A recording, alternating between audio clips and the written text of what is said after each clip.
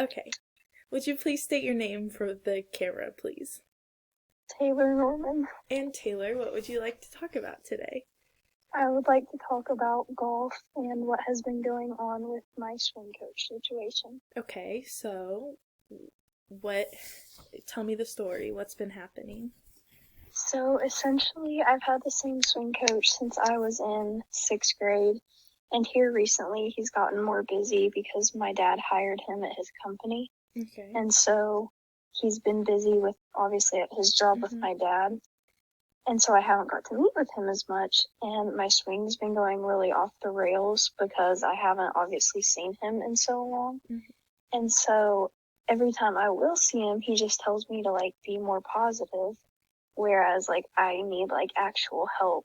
So I'm thinking of changing to a different swing coach, but I'm concerned that I'm not good enough to go to him. So why do you think that you're not good enough to go to him?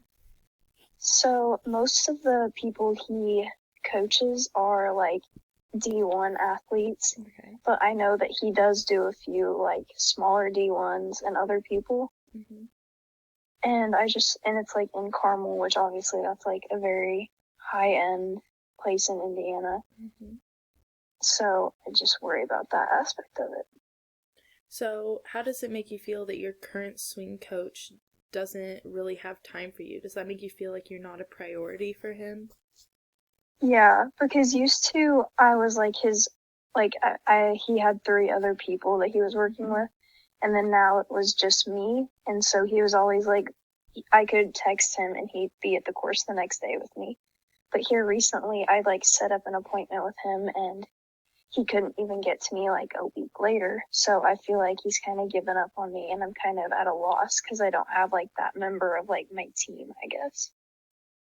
So, back to your other coach, like, why does that, um, kind of like, the higher, like, the D1 athletes, like, why does that intimidate you? Just because they have like very nice swings and like they're very similar and like always on plane and like you look at them and you see like that's a good swing. And even though I have a decent swing, it's just my swing is odd in some points of it. And so I worry that he will not want to work with me unless I um am like ready to go to that D1 level. So you feel stressed out about trying to go to this new coach because you don't feel like you're good enough to go to him. Yeah. Yeah, just I'm not good enough. It was like opposed to his other students. So do you think there's anything that you could do to like make you feel like more kind of like worthy of going to him? Well, I've talked to like my boyfriend because he knows him, and he says that he's a really nice guy and that he'd probably like me. And I followed him on Instagram, like his like golf school account, and he followed me back and stuff, which I thought was kind of cool. And that's like kind of why I thought of him first. And so that kind of makes me feel better knowing that my boyfriend like thinks that I'll be fine, and also that he has at least enough interest to follow me back. Yeah. What else?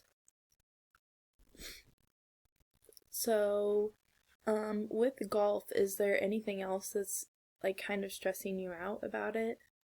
Or is it just your... It's like I was all state my senior year of high school, and I went to an NAIA school, which isn't like D1 obviously, so I kind of expected to play, and since I didn't play in most of the tournaments this year, I kind of got discouraged, and I wasn't like I'm not super happy with the head coach because he changed obviously right before I got there. The guy that recruited me quit, so I just don't feel super happy with the golf aspect of it, and so I'm like pretty much doing all of the dirty work, like dealing with the coach and having like practices that I don't necessarily think are helping me, but I don't get the reward of actually playing. So why do you think that like this coach doesn't necessarily like you just because you were recruited by someone else? Well, all of us were recruited by someone else. The old coach had recruited all of us, but he used to play at St. Francis on the boys team. so he focuses highly on the boys team. Okay. And for him, if you don't like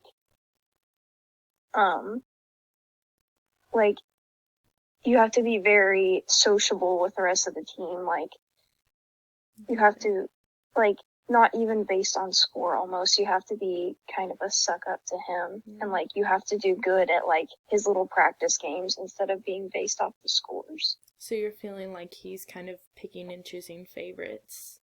Yeah, and for pays sure. more He attention definitely to the guys than the girls. Yeah. How does that With make the you girls' feel? team, it just feels weird because, like, having my own coach in high school, like, obviously the boys and the girls coach was different people. And so our girls coach was always, like, obviously very attentive to the girls team. And now, like, I like the boys team and everything, but it's just hard when you have, like, 16 people to take care of. Yeah. And he just is only taking care of the boys. Yeah. So is there anything you think you could do to make him, like, focus more on the girls? I feel like, I mean, we were the better team this year. Like, we got ranked and everything. Good. But I feel like if we all started shooting better numbers, that he would kind of turn towards us more and, like, actually want to work with us rather than just spend time with his boys team. So you kind of mean, like, while you girls are already, like, kind of the better team, if you guys were doing even better, that he might start paying more attention to you? Kind of like if we do the work independently from him, that he'll be like, oh, okay, maybe I actually do want to pay attention to them because they're succeeding more than the other team. Okay. So, I know you told me that he, like, played for the boys team, but, like, is there any other reason that he favors the boys over you guys? Like, I just feel like he can connect with them more. Like, obviously, a guy coach with a girls team isn't going to be, like, perfect, but it's just girls are a lot more, like, emotional on the golf course, whereas guys are just kind of like aim at the pins and, like, go for everything. But girls are more strategic, and he's, like, he thinks we can do things that we necessarily can't because girls hit straight shots most of the time, and guys can put a little bit of finesse on them, but he thinks we can do that, but we can't. Okay. So why do you think that, like,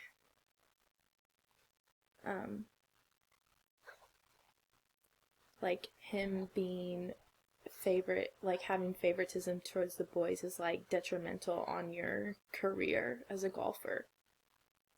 Well, like, I know with golf, like, obviously I'm not going to play professionally, so, like, it's just kind of like golfing still takes up a giant portion of my time. It's like 10 hours a week minimum. Yeah.